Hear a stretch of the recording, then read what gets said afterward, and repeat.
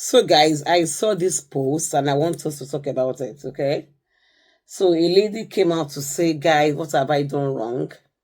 And my question at the end of this video is going to be, who should come to do a move go when a lady just give birth? Like, who among the mother-in-laws should come to take care of the baby when the baby is born? Like, maybe the parents are working parents and they need help, just like navigate life. Because I don't think there should be a particular person that should come and do mugo. Anybody can come, whoever is free or whoever they think is medically fit or is able, you understand.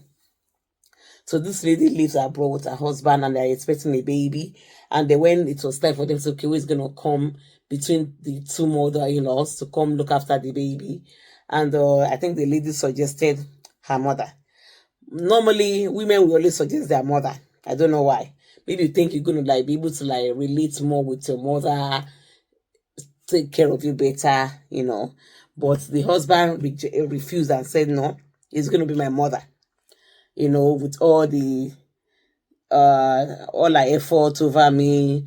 Now I'm abroad. Why won't she come? Things like that. I think after much hassle, they settled that the mother-in-law, the husband's mother, should come, which was fine. So I think when the mother-in-law came, which was the guy's father came, the mother became ill. She was really, really sick in this country.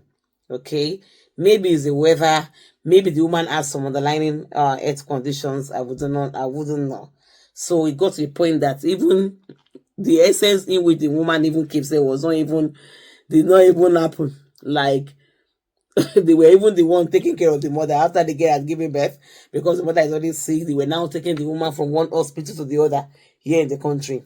In the long run, the mother-in-law died.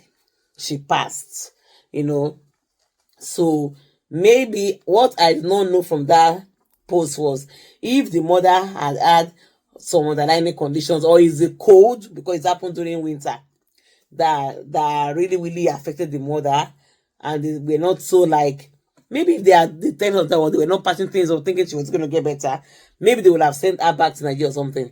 But because they think they could take care of her. And the thing is that when you bring your mother abroad and your mother is not a resident, does not have access to free health care, you will need to pay. They're going to treat the woman as an overseas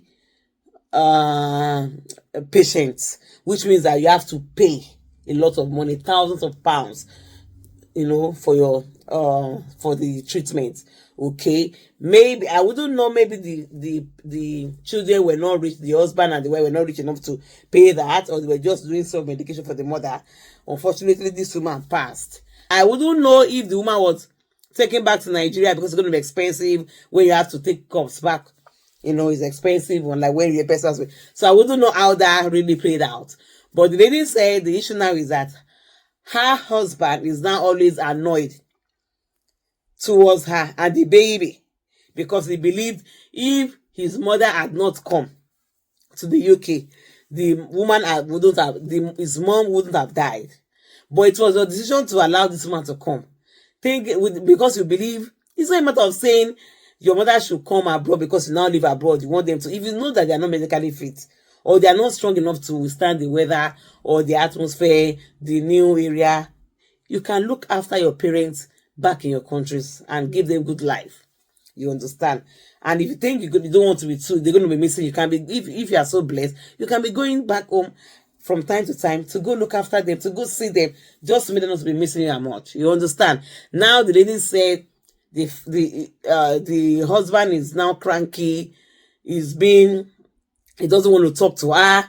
He doesn't want to live with the baby because he believes it was because of the baby and mother, because the wife was expecting the baby. That was what led to the mother's demise. And I'm like, So the lady is saying that, please help me. What have I done wrong? How did I cause this issue? Now born. Things like that. So when I saw them, I was like, this one, actually, I understand the guy's perspective or the guy's emotions right now. He didn't bargain for that. Maybe he didn't see that coming in a couple of years. And maybe the other family members, the siblings, are also like dragging him for the sudden demise of the mother, things like that. But at the same time, the circumstance or the scenario is nobody's fault now, like right now. You can't blame your wife and you can't blame the child, for God's sake. It is unfortunate this happened. So guys, in the comment section, please, what do you think about this situation? Who is at fault now? Because if this continues, it might break that marriage. It might break the marriage because nobody is ready to accept the fact that, okay, this is maybe that's how God wanted it, or nobody is trying to play a maturity role to say it is well. Please send in your comment in the comment section. Let me know what is really wrong. What do you feel about this topic? And next time, if you're in this position to you are abroad and you need to bring your mother, what are the things that you're going to like consider? Will you just blindly ask your mother, your brother, your siblings to come because you think you are there, or is it really necessary? Is it necessary? Have you counted your costs? Have you looked at some things to know that it should be, or things like that? Please send your comments in the comment section. See my next video. Take care. Bye.